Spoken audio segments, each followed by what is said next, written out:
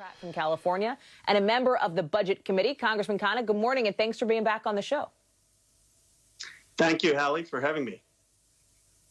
Of course. So let's start there. Some moderate Democrats, a lot of Republicans, had wanted those stimulus checks to be more narrowly focused, they said, on people who need them most. So do you agree? Are you okay with this compromise? I'm not. I don't understand the motivation. As you pointed out, 7 million Americans won't get a check. Many middle-class Americans, working-class Americans, particularly in high cost of living areas. And then you say, okay, well, what's the savings? Well, the savings is $13 billion. That's 0.05% of a $1.9 trillion deal. So is it really worth saving 0.05% to have less checks go out? It's a overall very, very good package. And this doesn't make much sense to me.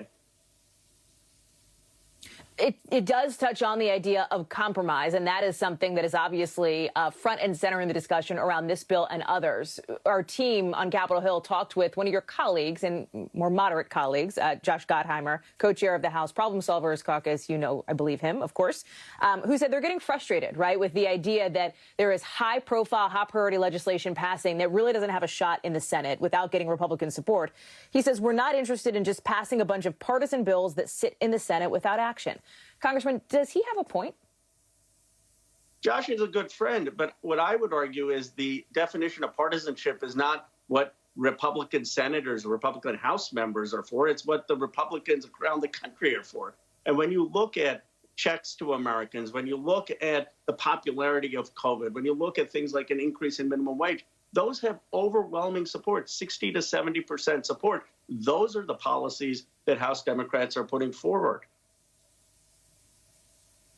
You are among several progressives who called on the Biden administration to basically, and without getting weedsy here, essentially try to overrule the Senate parliamentarian, basically to try to get this minimum wage hike into this bill.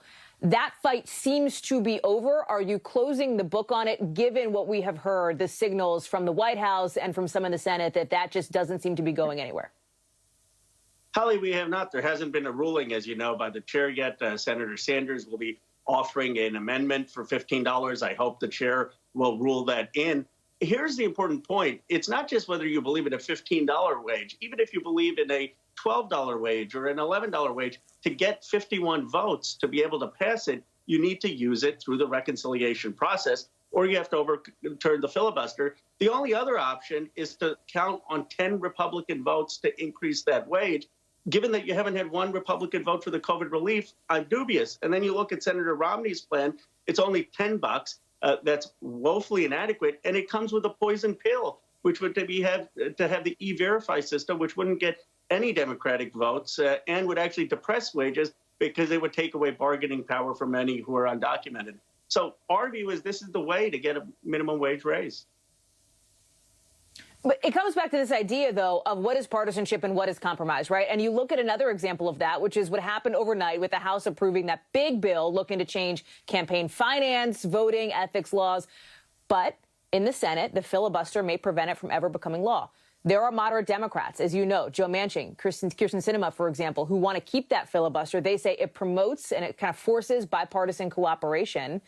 Do you think the filibuster should be done away with in the Senate?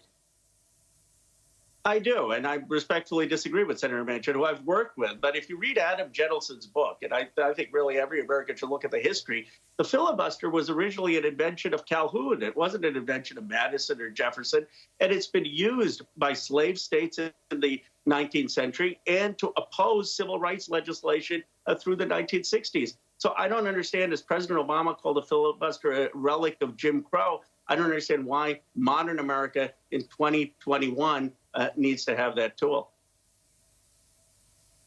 Do you wish the White House would get more involved in pushing that point? Yes, I wish they would get involved in pushing the point. But, Hallie, here's the point. Overturning the filibuster is hard, and we're for it. Overturning the Byrd rule is hard, and we're for it. But if you don't want to do either of the two, at least have a liberal interpretation of the Byrd rule where you say that if you can use the Byrd rule reconciliation to overturn the Affordable Care Act, if you can use reconciliation to have drilling in Anwar, then certainly you can use reconciliation to have an increase in the minimum wage. And what we're saying to the White House is this is actually perhaps the best chance of getting a bit of a wage increase and easier than overturning the filibuster.